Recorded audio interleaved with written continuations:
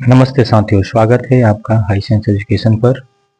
आज जो 21 फरवरी के बिहार बोर्ड मैट्रिक का विज्ञान सेकेंड सीटिंग का जो पेपर संपन्न हुआ है और हमारे साथ आज जो सेट डी का प्रश्न पत्र है उसको हम आज एक एक करके सभी जो सब्जेक्टिव प्रश्न वगैरह हैं सबका सटीक उत्तर देखेंगे ताकि आप जान सकेंगे आपका कितने अंक पके हुए हैं। यदि आप इस चैनल पर नए आए हैं तो इस चैनल को और कमेंट करें और सब्सक्राइब करें। चलिए बिना देर किए हुए आगे चलते हैं।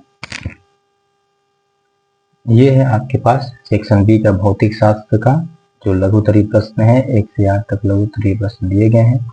इनमें किन्हीं 4 प्रश्नों का ही उत्तर देना था। तो जिसमें देख सकते हैं कि पहला जो प्रश्न है लघुत्तरीय में भौतिक शास्त्र का ये प्रश्न है और ये 2 नंबर का सबके सब प्रश्न है। 1 से 8 तक आप लोगों को 4 प्रश्नों का जवाब देना था। इसमें जो पहला प्रश्न है लेंस की क्षमता से आप क्या समझते हैं और इसका एसआई मात्रक को लिखें। तो चलिए इससे संबंधित हमने प्रश्न को लिख लिया है और आप मिला लीजिए कि कैसे आप लोगों ने लिखा है। तो देख सकते हैं भौतिक शास्त्र की जो हम लोग सेट डी बना रहे हैं और किस तरीके से कॉपी को लिखना है उस तरीके से लिख सकते हैं। भौतिक शास्त्र फिजिक्स है, ये खंड ब है सेक्शन बी और ये लघुत्तरीय शॉर्ट आंसर टाइप क्वेश्चन है। तो पहला जो प्रश्न है उसका हम लोग उत्तर देखते हैं। फर्स्ट जो प्रश्न जो लिखा गया है तो लेंस की क्षमता प्रकाश की किरणों को अभिसारित या अभिसारित करने की क्षमता को ही माप है। क्षमता जो होता है P बराबर होता है 1/f होता है और इसका एसआई मात्रक क्या होता है, डायऑप्टर होता है। तो इसके पहला प्रश्न का जवाब था। नेक्स्ट चलते हैं सेकंड नंबर पर। यहाँ पूछे गए हैं कि अवतल दर्पण के कोई 2 उपयोग लिखें। तो चलिए इसके बारे में चलते हैं। सेकंड का उत्तर यहाँ पर दिया गया है कि अवतल दर्पण के 2 उपयोग निम्न है। अजानती दर्पण के रूप में देख सकते हैं तो चेहरे का बड़ा और सीधा प्रतिबिंब देखने के लिए उपयोग किया जाता है। और सेकंड इसका उपयोग है कि गाड़ियों की हेडलाइट में प्रकाश एक शक्तिशाली और समांतर किरण पुंज प्राप्त करने के लिए परावर्तक के रूप में भी किया जा सकता है। तो चलिए इसके तीसरे नंबर का हम देख सकते हैं प्रश्न का। तो देखिए थर्ड नंबर में बोला गया है कि दृष्टि दोष क्या है या कितने प्रकार का होता है। तो चलिए इसके उत्तर में देखते हैं दृष्टि दोष में क्या है। थर्ड नंबर प्रश्न में बोला गया है कि जब पहले तो दृष्टि दोष क्या उसके बारे में देख सकते हैं कि जब आंख की समंजन क्षमता कम हो जाती है, जो क्षमता होता है उसका कम हो जाती है, जैसे वस्तु स्पष्ट दिखाई नहीं देती है, तो इसे दृष्टि दोष कहते हैं। अब दृष्टि दोष कितने प्रकार का होता है? दृष्टि दोष मुख्य रूप से 3 प्रकार का होता है, जैसे निकट दृष्टि दोष, दीर्घ दृष्टि दोष और जरा दूरदृष्टिता के बारे में चर्चा होगा। चलिए 4 नंबर प्रश्न के बारे में देख सकते हैं। तो 4 नंबर प्रश्न पूछा गया है कि विद्युत परिपथ में फ्यूज तार क्यों लगाए जाते हैं। तो 4 नंबर प्रश्न में ये देख सकते हैं, ये इसके उत्तर है।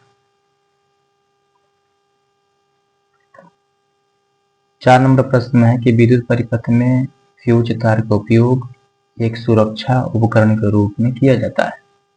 यह उपकरणों को अधिक धारा के कारण खराब होने से बचाता है। जब परिपथ में अचानक धारा बहुत अधिक बढ़ जाता है तो फ्यूज तार गर्म होकर पिघल जाता है और परिपथ को तोड़ देता है, जिसे आग लगने या उपकरणों के जलने का खतरा टल जाता है। तो यह है इसलिए हम लोग फ्यूज तार का उपयोग करते हैं सुरक्षा उपकरणों में। चलिए आगे नेक्स्ट प्रश्न देखते हैं। प्रश्न 5 नंबर में बोला गया है कि प्रतिरोध का संयोजन क्या है या कितने प्रकार का होता है। तो 5 नंबर में चलते हैं प्रतिरोध के बारे में। ये रहा 5 नंबर का प्रश्न का उत्तर। 2 या 2 से अधिक प्रतिरोधों को एक साथ जोड़ने की प्रक्रिया को प्रतिरोधों का संयोजन कहते हैं। यह मुख्य रूप से 2 प्रकार से होता है। जो पहला जो है इसको कहते हैं श्रेणी क्रम। इसमें प्रतिरोध एक के बाद एक जुड़े होते हैं। और ये जो होता है समानांतर क्रम, इसमें सभी प्रतिरोधों के सिरे समान बिंदुओं के बीच जुड़े होते हैं। तो ये हुआ आपके 6 नंबर प्रश्न को देखते हैं। 6 नंबर प्रश्न में यहाँ पूछा गया है कि चुंबकीय क्षेत्र के दो स्रोतों की एक सूची बनाना है। तो चलिए 6 नंबर में देखते हैं। तो 6 नंबर का देख सकते हैं कि चुंबकीय क्षेत्र के दो मुख्य स्रोत इस प्रकार हैं। एक जो है अस्थायी चुंबक है, जैसे कि छड़ चुंबक के बारे में है। एक है आपका धारावाही चालक, कोई भी तार जिसमें से विद्युत धारा प्रवाहित हो रही हो। यह आपके 6 नंबर का उत्तर है। 7 नंबर में चलते हैं। तो 7 नंबर देखिए प्रश्न क्या है। 7 नंबर में पूछा गया है, 7 नंबर में बोला गया है कि भू संपर्क तार का क्या कार्य है। तो 7 नंबर का देख सकते हैं उत्तर। भू संपर्क तार मुख्य कार्य सुरक्षा प्रदान करना है और यह धातु के आवरण वाले बिजली के उपकरणों को जमीन से जोड़ता है। यदि उपकरण में कोई करंट लीक होता है तो यह सीधे जमीन में भेज देता है, जिससे उपयोगकर्ता को बिजली का झटका नहीं लगता है। तो ये आपका हो गया प्रश्न नंबर, ये आपका हो गया 7 का उत्तर हो गया। नेक्स्ट चलते हैं 8 नंबर का। 8 नंबर में पूछा गया कि भू ऊष्मीय ऊर्जा क्या है। चलिए इसका हम लोग उत्तर देखते हैं भू ऊष्मीय ऊर्जा का। तो 8 नंबर बोला गया कि पृथ्वी के आंतरिक भाग से प्राप्त ताप ऊर्जा को भू ऊष्मीय ऊर्जा कहते हैं। पृथ्वी के अंदर गहराई में तापमान बहुत अधिक होता है। इस गर्मी का उपयोग गर्म पानी के झरनों या भाप के रूप में बिजली बनाने या गर्म करने के लिए किया जाता है। तो आप देख सकते हैं ये रहा आप लोगों का लघुत्तरीय प्रश्न, जो कि 8 प्रश्न इसमें दिए गए हैं। अब हम लोग चलेंगे इसके दीर्घ उत्तरीय प्रश्न का, जो कि नेक्स्ट स्लाइड में हम लोग करेंगे।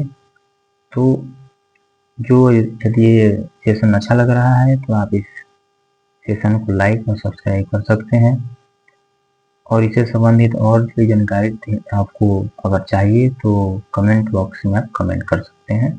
धन्यवाद।